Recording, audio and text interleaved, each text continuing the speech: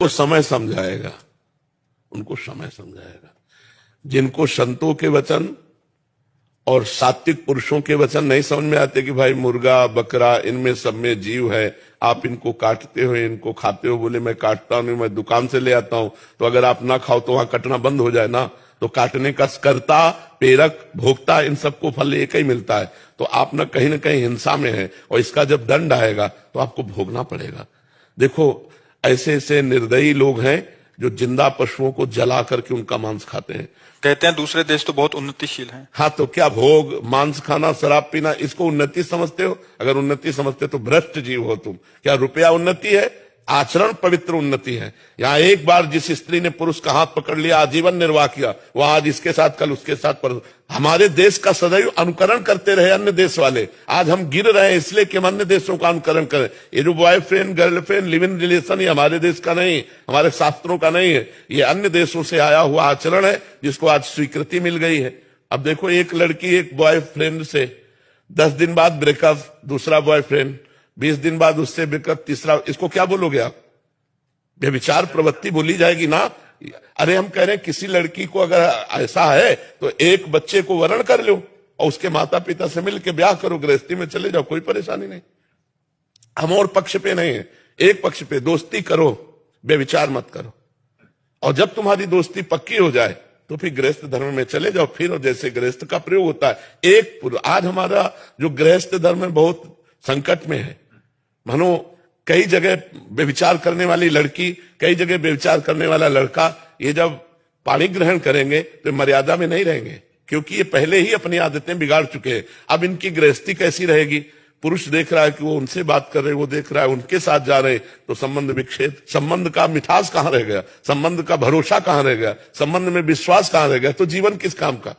तो ये विदेश कोई उन्नतिशील नहीं है। आप क्या उन्नति मानते हो विदेश में? किस बात की उन्नति मानते हो?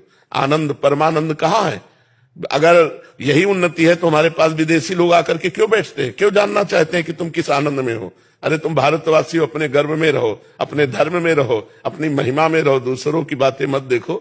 ये संसारी पुरुष हैं, ये क्या जाने। केवल इतनी उन्नति है, अगर इतनी उन्नति है तो अपने भारत में पैसे की कमी नहीं है, एक से एक धनी है, तो क्या वो शांत है?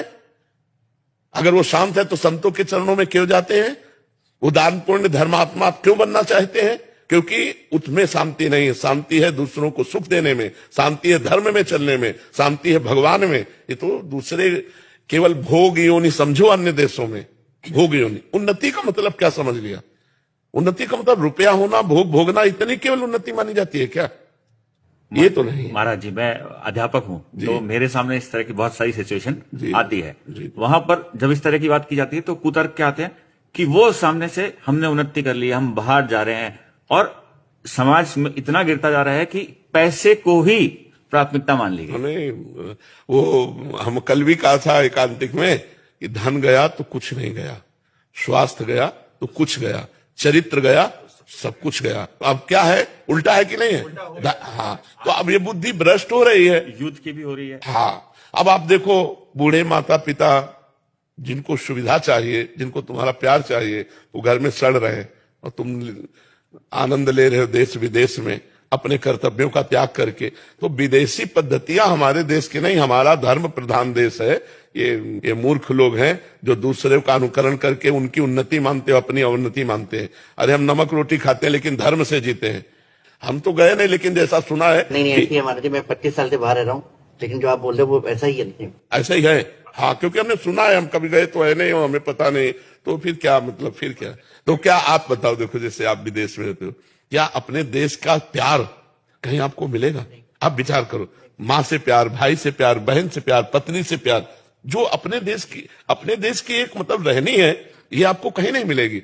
भला ऐसा कोई जीवन होता तुम जिसे उन्नति मान रहे हो? हमारे लिए वो तिरस्कार के योग्य है, हमारे लिए वो निंदनीय विषय है जिसे तुम